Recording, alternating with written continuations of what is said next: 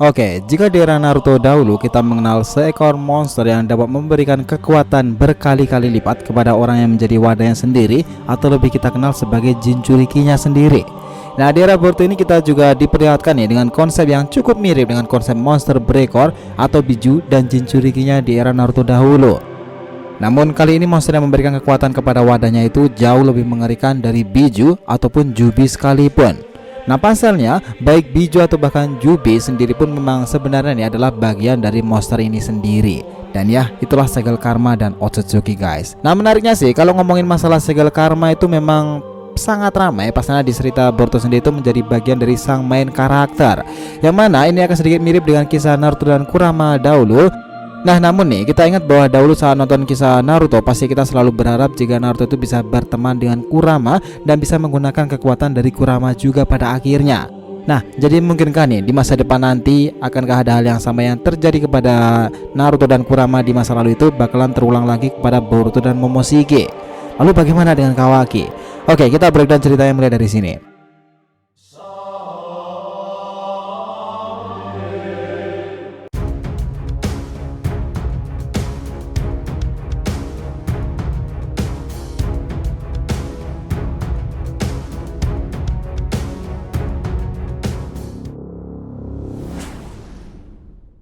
Hai guys, welcome back to the RTV channel. Nah, kali ini kita akan membahas mengenai semua tentang karma Otsutsuki. Oke, biar nggak salah persepsi silahkan simak sampai akhir ya. Nah, sebelum masuk jauh ke pembahasan karma ini, mari kita lihat bagaimana persamaan antara karma dan Biju itu sendiri. Seperti yang sudah kita jelaskan tadi di awal, di mana konsep antara karma dan Biju ini sedikit mirip, di mana keduanya itu sama-sama akan memberikan kekuatan yang luar biasa kepada wadahnya. Dan lagi nih, sang main karakter pun juga memiliki monster yang bersemayam di tubuhnya itu. Naruto dengan Kurama sebagai Bijunya di masa lalu, dan sekarang putranya nih, Boruto juga memiliki Momoshiki yang berada di dalam tubuhnya karena segel karma itu.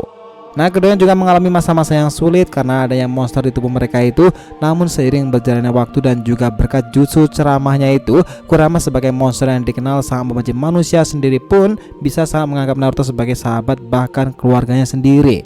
Dan pada akhirnya nih kita tahu sendiri dan mereka menjadi keluarga yang sangat membantu satu sama lain. Tapi ya ceritanya nggak segampang itu sih dalam perjalanannya memang. Ada momen-momen dimana Kurama itu juga berusaha mengambil alih kesadaran dari Naruto sendiri. Nah, akankah nih cerita dari ayahnya itu akan kembali berulang lagi ke Boruto sendiri? Karena kita tahu Boruto pada akhirnya juga akan minimal nih bisa mengendalikan karmanya, atau bahkan malah bisa seperti Kurama dan Naruto yang bisa sampai bersahabat. Jika memang Boruto itu bisa berteman dengan Momoshiki, berarti secara garis besar tuh kisah dari Boruto ini akan sama dengan kisah dari Naruto di masa lalu, yang pada akhirnya bisa memanfaatkan dan juga mengendalikan kekuatan dari Kurama. Namun dalam kasus Boruto, kalau dia berhasil berteman dengan Momoshiki, pastinya ceritanya itu akan jauh lebih lebar lagi ke universe atau para Otsutsuki tentunya. Nah, sama halnya dengan Naruto dan Kurama dulu yang juga memiliki beberapa tahapan evolusi sebelum masuk tahap yang paling terakhir dan paling kuat kemarin itu Baryon Mode. Karma sendiri juga memiliki hal yang sama, di mana segel karma juga diperlihatkan memiliki beberapa tahapan evolusi, dan tahap finalnya sendiri adalah terlahir kembali, atau sang Otsutsuki yang menanamkan karma itu akan kembali bangkit dan berinkarnasi menggunakan wadah atau yang dalam bahasa Jepangnya disebut sebagai Utsuwanya itu. Nah, tahapan pertama dari evolusi karma Boruto pertama kali diperlihatkan di episode 151 saat Boruto sedang melawan bos bandit Mujina bernama Sojoji. Boruto untuk pertama kali masuk ke tahapan pertama dari evolusi karma ini sendiri, dan hal pertama yang dirasakan saat itu adalah cakranya yang seperti tidak dapat dialirkan secara normal, serta titik-titik aliran cakranya tidak berjalan dengan cukup baik. Oleh karena itulah pada saat itu Boruto gagal mengeluarkan Rasengannya. Nah, namun nih saat itu gejala yang dialami Boruto tidak sampai bertahan lama. Dalam hitungan menit aliran cakra tubuh Boruto sudah kembali normal lagi dan sudah berjalan dengan semestinya.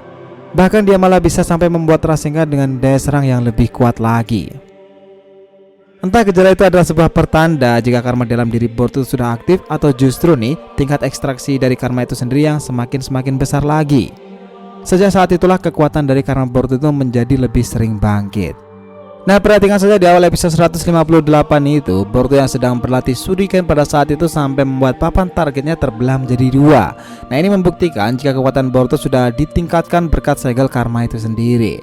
Nah, tahapan kedua dari evolusi karma Boruto ini terjadi saat Boruto itu menyelamatkan Konohamaru dari api abadi Zanmai no Shinka milik Kashin Koji. Itu tepatnya di episode 187. Boruto yang saat itu marah dan tidak dapat menahan emosinya karena melihat kakaknya itu terbakar, dan dia akhirnya mengaktifkan segel karmanya itu. Nah, seketika itu pula Boruto itu langsung menyerap Fuinjutsu milik Kashin Koji serta api abadi yang tengah membakar Konohamaru itu. Dan di tahap yang kedua dari evolusi karmanya itu, Boruto mulai mendapatkan kekuatan baru, yaitu menyerap semua jenis teknik yang terbuat dari cakra. Ya, ini hanya semua teknik yang terbuat dari cakra sajalah yang dapat diserap oleh segel karma Boruto sendiri. Jadi jika teknik itu bukan terbuat dari cakra seperti teknik virusnya Boro kala itu, Boruto tidak akan bisa menyerapnya menggunakan karmanya sendiri. Nah, selain bisa menyerap semua jenis teknik yang terbuat dari cakra di tahapan kedua ini, kekuatan fisik serta kecepatan dari Boruto juga meningkat secara drastis. Pada saat sedang berlatih dan menguji kekuatan mode karmanya ini dengan Naruto di episode 196 itu, terlihat sangat jelas tuh jika serangan fisik, kecepatan, bahkan jutsu yang dikeluarkan Boruto ini meningkat berkali-kali lipat. Itu dibandingkan dengan sebelum masuk ke mode karmanya sendiri. Kita tahu pula dalam tahapan ketiga nih dari evolusi karma Boruto pertama kali diperlihatkan saat Boruto melawan Boro, salah satu inner dari organisasi Kara di dimensi Ishiki. Di tahap ketiga ini bisa disebut sebagai mode super kuat dari sang wadah Otsutsuki. Selain kekuatan yang meningkat berkali-kali lipat, di tahap ini pula tanduk yang menjadi ciri khas bangsa langit Otsutsuki itu juga tumbuh di kepala Boruto. Nah, dalam tahapan ketiga ini terjadi jika kesadaran asli dari Boruto itu menghilang, dan dengan memanfaatkan hilangnya kesadaran Boruto itulah Momoshiki dapat dengan mudah mengambil alih tubuh Boruto untuk sementara waktu. Yang mana itu berarti nih di tahapan yang ketiga ini sudah bukan Boruto lagi lah yang memegang kendali atas tubuhnya sendiri, melainkan sudah sang Otsutsuki pemilik karma di tubuh Boruto, Momoshiki Otsutsuki. Kita tahu di tahapan ini pula Boruto itu bisa melayang dan terbang di udara, di mana kekuatan fisik dan jutsu yang dikeluarkannya pun juga sudah sangat jauh meningkat dari tahapan sebelumnya. Hanya dengan satu serangan nih Chuo Odama Rasengan saja kala itu, Boruto mampu melenyapkan Boro yang jelas memiliki regenerasi tingkat dewa kala itu. Nah, sampai saat ini nih sudah beberapa kali Boruto masuk ke tahap yang ketiga atau lebih sering disebut sebagai Borushiki mode. Seperti saat dia menusuk mata Rinnegan gurunya Sasuke sendiri di akhir pertarungan melawan Ishiki kala itu, dan juga baru-baru ini di chapter 65 kemarin itu Boruto juga tampak masuk ke mode Borushikinya. Nah, selain itu yang menarik karena saat itu kita kenal dengan resonansi, sekarang ini ada cerita yang berbeda lagi. Kawaki bahkan sudah lebih dulu bisa sampai ke tahap 3 dari evolusi segel karmanya, dan hebatnya Kawaki di tahap ini masih bisa mengendalikan sendiri karmanya itu. Dan chapter 65 Kawaki akhirnya kembali menggunakan karma itu sendiri, guys. Nah, jika melihat Kawaki yang bisa menggunakan tahap ketiga dari evolusi karmanya dengan kesadarannya sendiri, bisa jadi nih jika di masa depan Boruto juga akan bisa melakukan hal yang sama seperti yang dilakukan oleh Kawaki. Boruto akan bisa masuk ke tahap ketiga evolusi karmanya tanpa harus dikendalikan oleh sang Momoshiki Otsutsuki.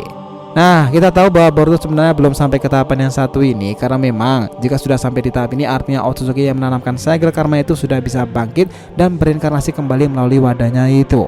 Nah, jadi tahap keempat dari evolusi karma itu admin akan mengambil contoh dari Jigen saat di pertarungannya melawan Naruto dan Sasuke di episode 204. Ketika Jigen sudah masuk ke mode seriusnya, dia itu mulai mengaktifkan segel karmanya sendiri itu sampai ke tahap yang terakhir, di mana pola dari segel karmanya sendiri itu akan menjalar sampai ke seluruh tubuhnya. Nah, ini menarik. Alasan kenapa Ishiki tidak langsung bangkit melalui tubuh Jigen itu adalah karena tubuh Jigen sendiri tidak mampu untuk menahan besarnya kekuatan yang dimiliki oleh Ishiki. Karena itulah Ishiki itu menanamkan kembali segel karmanya di tubuh Kawaki dan berharap nih jika dia bisa mendapatkan tubuh yang sempurna, sehingga dengan begitu dia bisa hidup abadi lagi. Nah, di tahapan yang terakhir ini, jika sang Otsutsuki belum bangkit dan berinkarnasi pun, seharusnya wadahnya sudah bisa menggunakan semua kekuatan dari Otsutsukinya itu.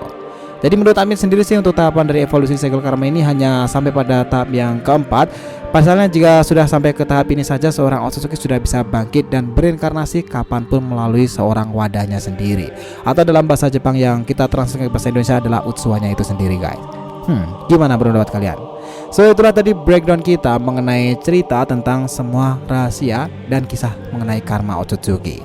Jangan lupa kasih saran di kolom komentar dan subscribe channel ini. Semoga cerita itu memberikan informasi dalam tiap pembahasan animenya. Thank you telah menonton konten DRTV and we'll be come back.